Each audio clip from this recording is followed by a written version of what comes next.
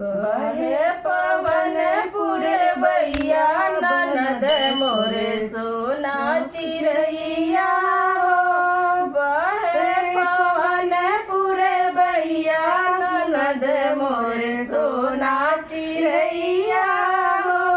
अपने ननद खातिर टिकवा ले आई है, अपने ननद खातिर टिकवा ले आई। पतिया मंगावे उनके भैया ननद मोर सोना चिरैया हो।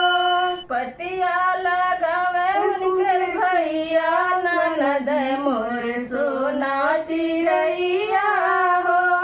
बहे पवन पुरवैया ननद मोर सोना चिरैया हो।